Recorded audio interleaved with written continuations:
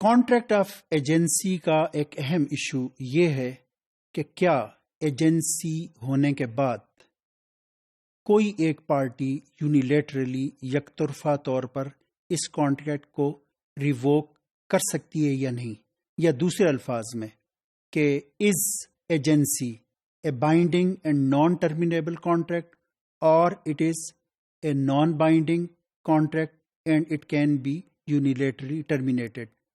We will explain this issue in this presentation. Islamic law کی جو principal position ہے اس issue پہ وہ یہ ہے کہ ایجنسی کانٹریکٹ ایک نان بائنڈنگ کانٹریکٹ ہے.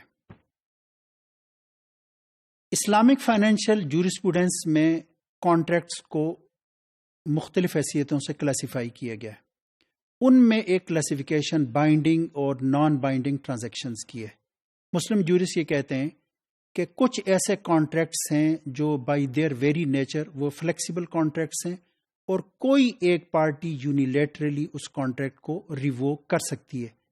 جیسے کہ ڈپازٹنگ کا کانٹریکٹ ہے کہ آپ کسی کو کوئی چیز ڈپازٹ کے طور پر دیتے ہیں یا کہ کوئی چیز اس کے پاس رکھواتے ہیں حفاظت کے لیے، تو آپ کسی بھی مرحلے پہ یہ ڈپازٹنگ کا یا سیف کیپنگ کا یہ کانٹریکٹ یا بیلمنٹ کا یہ کانٹریکٹ آپ ختم کر سکتے ہیں. وہ چیز آپ اسے واپس لے سکتے ہیں. جو ڈپازٹی ہے یعنی جو کیپر ہے وہ بھی انکار کر سکتا ہے اور وہی کہہ سکتا ہے کہ بھائی میں یہ ذمہ داری لینے کے لیے تیار نہیں ہوں. تو ہم یہ کہتے ہیں کہ ڈپازٹنگ کا کانٹریکٹ یہ بائی اٹس ویری نیچر یہ ایک نان بائنڈنگ کانٹریکٹ ہے. ایجنسی کا کانٹریکٹ بھی جنرلی ایک نان بائنڈنگ کانٹریکٹ اسے سمجھا جاتا ہے کہ کوئی بھی ایک پارٹی یونیلیٹرلی اسے ریووک کر سکتی ہے. یعنی آپ نے کسی شخص کو اپنا ایجنٹ بنایا ٹو سیل اے پراپرٹی، اگلے لمحے یا اگلے دن ہی وہ کہہ سکتا ہے کہ بھائی میں I am no longer your agent اور یہ ذمہ داری آپ کسی اور کو دیں.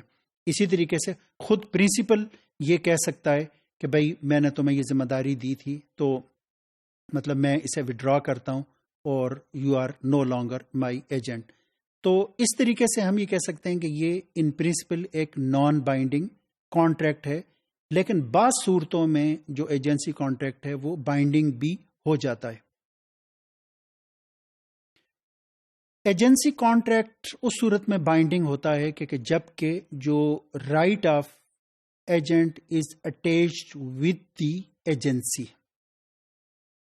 اگر فرض کریں کہ یہ بنیادی طور پر کانٹریکٹ لون کا تھا یا کہ ڈیٹ کا کانٹریکٹ تھا اور جو ڈیٹر ہے اس نے کوئی چیز مورگیج کی یا کہ کوئی چیز رہن رکھوائی کریڈیٹر کے پاس کہ تاکہ ڈیفالٹ کی صورت میں وہ اسے بیچ کے اور وہ اپنا حق اس سے وصول کر سکے. یہاں پہ اگر کریڈیٹر نے یعنی جو کہ پلیجی یا مورگیجی ہے کہ جس کے پاس کوئی چیز رہن رکھوائی گئی ہے، یعنی جو ڈیٹر ہے یا بارور ہے اس نے کوئی چیز رہن رکھوائی ہے، اگر جو کریڈیٹر ہے دائن وہ اپنے ڈیٹر کو بارور کو اپنا وکیل بناتا ہے، اپوائنٹ کرتا ہے کہ تم خود ہی یہ پراپرٹی سیل کر کے اور میری جو رقم ہے اسے تم ادا کرو. اب یہ نہیں ہو سکتا کہ آپ نے اسے اپنا ایجنٹ بنایا، ابھی اس نے سیل نہیں کی اور آپ اس ایجنسی کو منسوخ کر دیں. اس کی وجہ یہ ہے کہ یہاں پر اب کریڈیٹر کا ایک حق ہے جو کہ اس کے ساتھ وابستہ ہے. وہ اسے بیچے گا اور اس سے جو رقم آئے گی اس سے وہ اپنا قرض یا کہ دین وصول کرے گا. اس صورت میں ہم یہ کہتے ہیں کہ جہاں پہ کریڈیٹر کا رائٹ یا کہ جہاں پہ ایجنٹ کا رائٹ اس ایجنسی کے ساتھ وابستہ ہو وہاں پہ یک طرفہ طور پر پرنسپل اس کانٹریکٹ کو منسوخ نہیں کر سکتا، ٹرمینیٹ نہیں کر سکتا. اسی طریقے سے اگر کام شروع ہو گیا ہے کہ ایجنٹ نے جو کام اسے ڈیلیگیٹ کیا گیا تھا وہ کام اس نے شروع کیا، اس میں کافی اس کی لیبر اور اس کا ورک اس کے اندر لگا اور اس کے بعد اچانک جو پرنسپل ہے وہ اس کانٹریکٹ کو منسوخ کر دے تو یہ درست نہیں ہوگا. اس کی وجہ یہ ہے کہ اس کا ایک ورک، اس کی لیبر، اس کے ایفرٹ اس کے اندر انوالو ہوئی ہے اور یہ جو ارلی ٹرمینیشن ہے اس کی وجہ سے اسے نقصان پہنچ سکتا ہے. چنانچہ یہ کانٹریکٹ یعنی شروع ہونے کے بعد جب کہ کام کا آغاز ہو جائے تو یہ کانٹریکٹ پھر بائنڈنگ اور نان ٹرمینل بن جاتا ہے، ٹرمینیبل بن جاتا ہے۔ اس صورت میں پرنسپل یونیلیٹرلی یا یک طرفہ طور پر وہ اس کانٹریکٹ کو منسوخ نہیں کر سکتا۔